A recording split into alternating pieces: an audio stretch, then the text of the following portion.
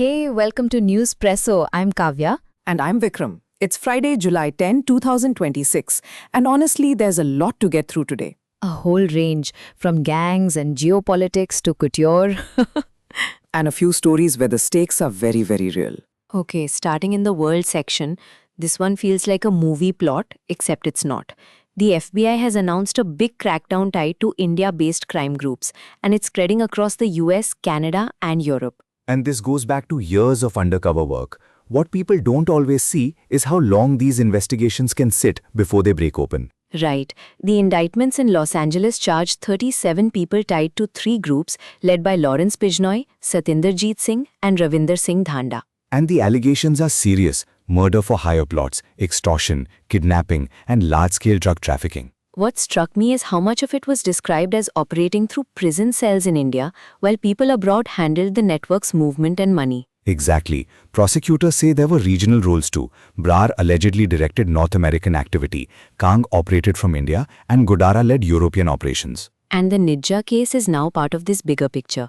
Authorities say his 2023 killing in Surrey was ordered by Bijnoy and Brar, though the broader investigations are still ongoing. That's the point. There's cooperation, there are indictments, but we do not have some final closed chapter here. No, and the way they use trucking routes and legitimate business fronts makes this feel like a network trying to hide in plain sight. It does. And the next steps, extradition talks, more arrests, maybe more indictments, are still ahead.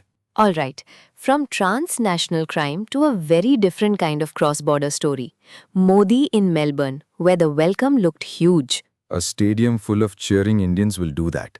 It was a very visible moment for the Australia-India relationship. And he didn't just do the optics. He was there for the Australia-India Leaders Summit, then a business forum, and the agenda was pretty clear: defense, trade, technology. Plus uranium and critical minerals.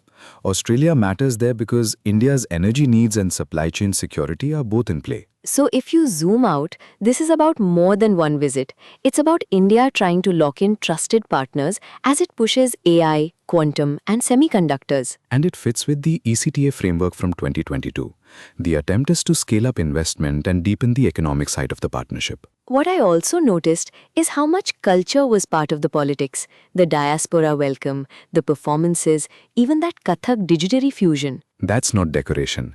It's the soft power layer of a harder strategic alignment. Though not everyone is celebrating it, there were warnings about protests from anti-immigration groups and human rights advocates. Yes, and that's the tension in these global visits. Business ties expand, but the social debate travels with them. Still, the messaging seems to be regional stability, supply chain resilience, and closer people-to-people links. That's the shape of it. Now shifting to the Gulf, the Strait of Hormuz is back at the center of the US-Iran clash, and this one has direct consequences for global energy. It's wild how one narrow corridor can carry so much of the world's oil and LNG. Roughly a fifth of the world's oil and a large share of LNG pass through it. That's why every attack, every retaliation matters. And the shipping picture sounds grim. Vessels slowing down, taking alternate routes, even switching off transponders to avoid being tracked. Insurers are watching that closely too. Higher war risk premiums are part of the story now. Iran clearly sees Hormuz as leverage, even though its own oil exports have fallen sharply, and its crude is deeply discounted. And the United States has responded with strikes inside Iran, while Iran says it has hit back at bases in Bahrain, Kuwait, and Qatar. That's a lot of moving parts. And the market reaction is immediate. Brent crude jumping around in the high 70s to low 80s. The pattern here is actually pretty familiar. Military escalation first, then policy uncertainty, then the price signal hits everyone else. Regular people feel that in the most boring, annoying way possible. Fuel bills, gas prices, supply chain wobble. Exactly. And what happens next depends on whether ships can still transit safely and whether sanctions and waivers hold. Okay, this next one has a very Trump in a summit feel to it. He went after Spain in Ankara and basically called it a wasted cause. And then he went further, telling Treasury Secretary Scott Bessent to cut off all trade, including visits. That is a huge threat to make at a NATO summit. It is. Spain had resisted the 5% GDP defense target by 2035 and had negotiated a cap of 2.1% for now. So the fight was over burden sharing, but also over style.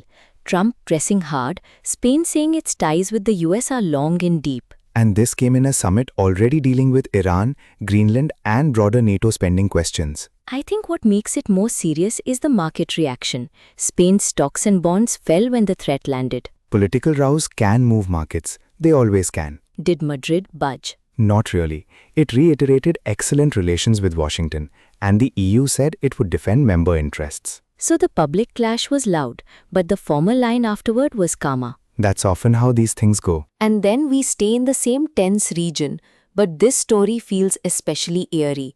The US and Iran trading strikes around the time of Khamenei's burial in Mashhad. A funeral turning into a moment of military pressure. That's a stark image. The reports say US cruise missiles struck the Ak-Take Khan railway bridge in Gulistan province, and that bridge is part of the China-Turkmenistan-Iran corridor. Which means this isn't just symbolic. It affects movement of goods, including to China and Russia. And passenger service on the Tehran-Mashhad line had to be suspended and then rerouted, which means mourners were directly affected. Iran said the US attacks damaged infrastructure near Mashhad and framed it as an attempt to overshadow the funeral. That's a loaded accusation, but you can see why they'd say it that way. At the same time, Iran said it struck US targets in Kuwait, Bahrain and Qatar. The exchange was still unfolding. What really stands out is how the phased truce was already buckling, with Trump talking about the ceasefire as over and Iran insisting it controls the maritime routes through Hormuz. And that leaves everyone in a very uncertain place. A funeral, rail lines, and military strikes all in the same frame. It's hard to overstate how destabilizing that is. It is. All right, let's move closer to home now. Politics and governance, starting with Ayodhya. This one is about the Ram Janma Bhoomi Tirth Kshetra Trust, and there's a real sense of quiet upheaval around it. The trust has disabled system-generated IDs linked to Champat Rai, Gopal Rao, and Anil Mishra, and those IDs were used to recommend VIP and Sugam Darshan passes. And the allegation is basically a money racket around passes, with hundreds issued through a handful of IDs. Rai and Mishra resigned in the aftermath, and Krishna Mohan has been named Interim General Secretary. The trust is also forming a 3-member panel to scan governance and appoint a CEO. So this is not just one paperwork issue. No, the SIT has already identified lapses in the counting system and security protocols, even if Rai hasn't been named in the preliminary findings. Which is exactly why the political temperature stays high.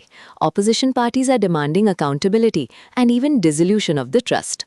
And Rai himself has pushed back, saying there was a breach in procedures around an SBI MOU signed with Mishra and the Ayodhya branch during the Mahakumbh.